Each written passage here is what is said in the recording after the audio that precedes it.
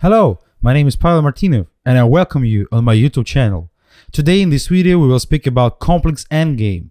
We will see two examples of the games where endgame appears just after several moves in the opening. What to do, how to play in a complex endgame with a big number of pieces. What is the plan? How to improve the position. All this we will discuss in the video, and this video you must to see if you want to be good at endgames.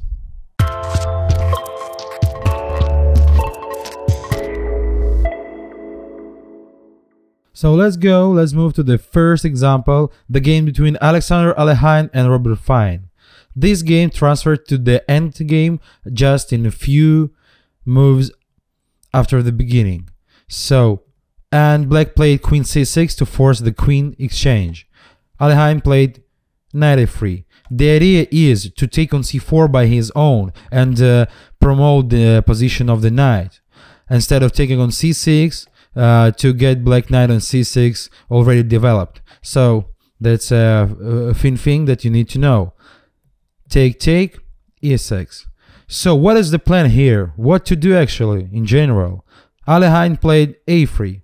It's a tricky move, nice idea.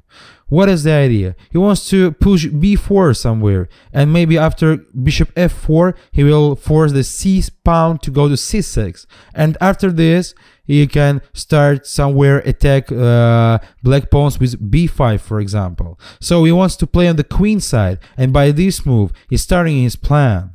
Actually in the endgame you need to think more in schemes than like generally calculate the moves one by one. So you need to have a long-term strategy, and that is the long-term strategy of white, that they wants to play on the queen side and create some attack. So let's see how it was in the game. c5 played his opponent, bishop f4. Alekhine wants to develop all his pieces. Knight c6, takes b4. So everything is going according to the plan. We're taking some space advantage on the queen side this way. So here b5, and right now black knight must go on the starting position b8. So as we can see, white has a really nice advantage. Takes, and right now white as well have a pair of bishops, and that is really strong advantage. I mean, like, advantage in the development. Yeah, it's an end game, it's not that much important like in the opening, for instance, because black can't receive the smash attack, smash checkmate attack. But anyway, white pieces are better, and it's easily for them to mobilize everybody because of the space advantage. So let's see how it was in the game. Knight f4.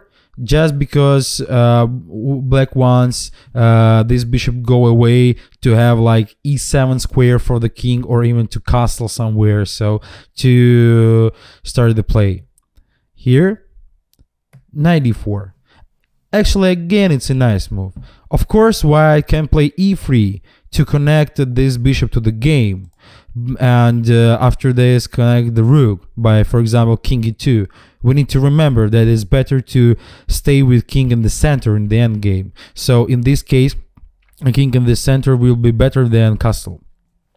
But Alekhine wants to play f3, and after e4, the idea is that this knight will go out, this active piece will go out, and at the same time we will get more space advantage, and the pawn on e4 will control the center square d5 and will cut the black knights. So it's a really amazing tool.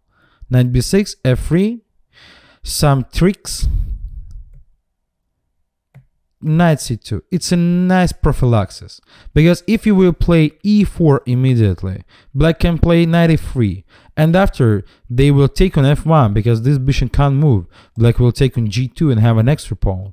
After they will exchange this knight to this bishop, we will have a position with a different colors bishops. I mean, this one guy and this one guy, and black will have more chances to achieve the draw result this way. So in endgame, the second thing, you need to be careful with the moves. You need to pay attention for the treatments of your opponent, and prophylaxis will help you somewhere.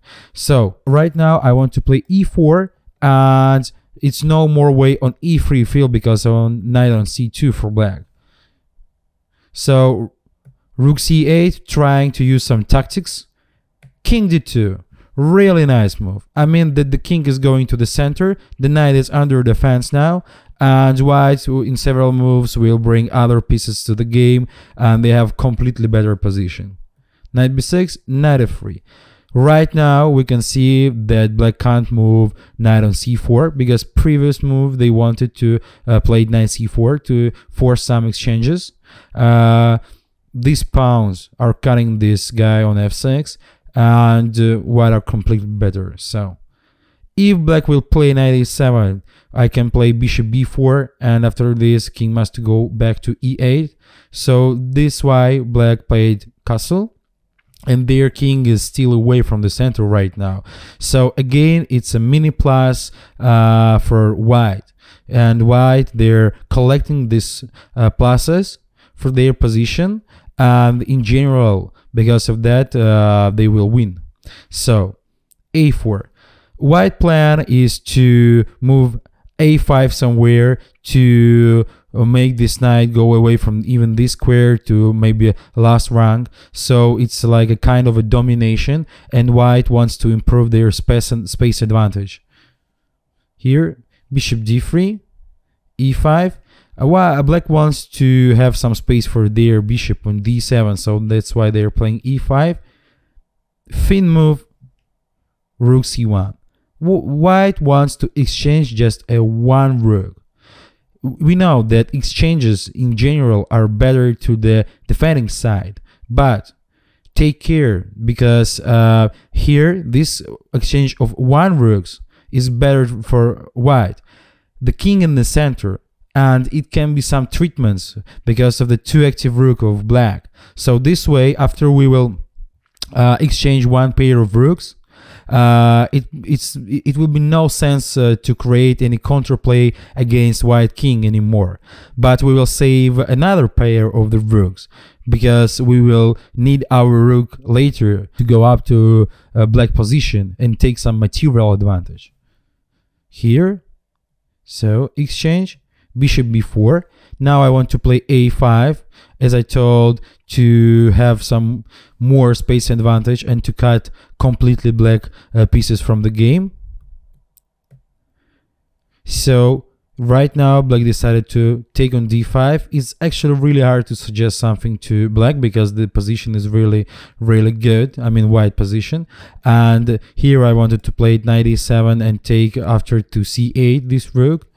So knight c5 here, king c3. Tricky move, because you can't take on c5 because of rook d5, and it's a double attack on d2 and c5. So this way white improved the position of their king, and right now black can't take on d5 just because of king c4, and it's again a double attack, and white will win a material advantage. As we can see, the great difference between this king and this one.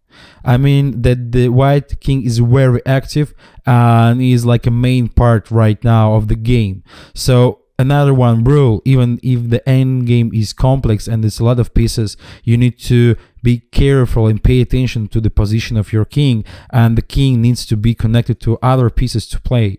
So b6, black played, takes on c5. The thing about the pair of bishops that you always can exchange one or two of them for knights. I mean, it's much more easily to make another way to exchange a knight for a bishop. Takes b6. Right now white wants to make something to promote pawns. Knight e6 and bishop d7. Nice tactical trick that serves for a general strategy. White wants to bring the bishop to c6 to support pawn to b7, and after this even the rook for a8, and they have a completely winning position. I mean, for instance, after several moves, we can see that the rook a8 will be soon, and white have completely winning. But black made the blunder. They played rook d7 and they lost just immediately after rook a8, knight e8, takes on e8. So as we saw in this game, you need to have a general strategy in the endgame. You need to pay attention where to play and how to play. What is your general strategy? You don't need to forget about the king position, and the exchange in the right moment can be a nice tool to underline your advantage in general. And you need to keep care about the prophylaxis as well. So let's move to another one example. In the game between Brown and Smyslov, like in the previous example, was the same story. After several moves in the opening position, went to endgame. So let's see how it was. Smyslov played for a black color here, and after just 9 moves, we have an endgame position, a complex ending with the big number of pieces on the board. So, and here Smyslov played tricky move a4. The idea is that Smyslov wants to play active and he wants to push a3. He wants to force b3, and after b3, white will have in future troubles with the a2 pawn, maybe even somewhere after knight b4, or in some rook ending, rook can go to the second rank and take on a2, and a3 pawn will be really close to a1 to pass for a queen, and it's a tricky moment that you can use. So, and if white will take on a3, a2 pawn will be weak and black can start to attack. If right now white will play a3, we can see that these squares will be really weak, and somewhere knight can take them under control and find a nice position. So tricky move a4 to force white to do something. Now white played here just to try some tricks. Takes, king d8. It's really need to be careful, because after king d7, white can have knight e5, takes, and take on c7 before and have an extra pawn. So be careful with some tactical tricks and pay attention on the board. King d8, king e5, rook a5. So we can see that even it's an end game, we have some tactical equipments here. For instance, like rook c6. Now it's a possible move, because after this white will have a material advantage. So, but after rook c6, of course, black needs to play rook b5, and it's again a complex situation with lots of tactics. So we need to pay attention for these things as well on the end game. I mean, complex one with the big amount of pieces on the board. In the game, white played knight c6, takes, here, king e7. So we can see that black want to improve their king position, bring him to d6. As well, they want to bring the rook to the game, and they will, according to the pawn structure, try to play on the queen side, maybe to b2 pawn, and so on. So let's see how Smyslov continued. King d6, f3. White are playing really passive. I mean, like they went with the knight to the first rank. Right now they want to push e4, but they are wasting lots of time. And black played c5, because they don't want to let white play e4 with the treatment of e5 here, and they don't want to have double pawns. So this is why c5 takes. And we can see that the king, the black king here, is one of the main pieces on the board. That is, and this king is really active and he is playing in the game.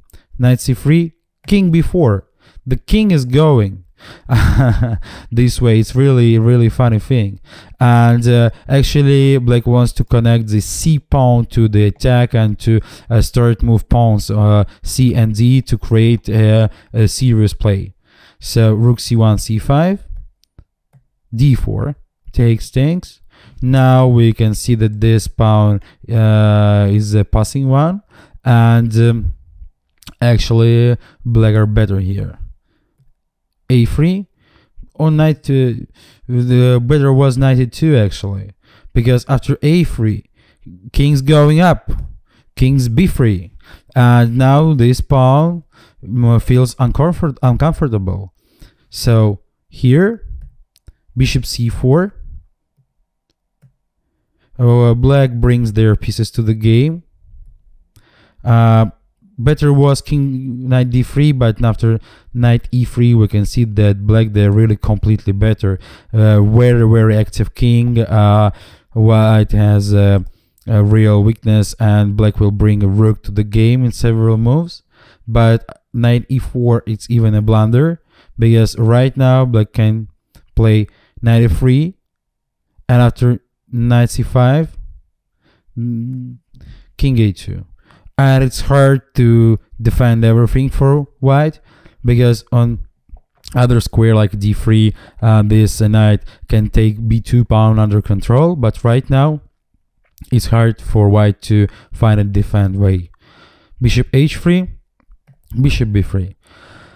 Black wants to take on b2, so bishop d7, making treatments on a4 pawn, check, and after king d3, even white resigned, just because after 1, 2, 3, black will take on b2, and they have a completely winning position because of the positional and material advantage at the same time. So what did we see in the game? We saw that the king moved first from e8 to d8, and after that he had a long way to a2 even. So even in the complex endgame, the king is, as I told before, is a really important piece, and you need to use him. King in cooperation with other pieces made some fire on the board, and that's it. So in complex endgame, you need to have a plan, you need to have a strategy, you need to pay attention to your king position, you need to care about prophylaxis, as we saw in the previous even example, and you need to connect all your pieces to the game, and find a way to place them on the best positions. I'm sorry. So, was nice to see you. I want to wish you a good luck, and subscribe to my YouTube channel to learn chess with me. Have a nice day.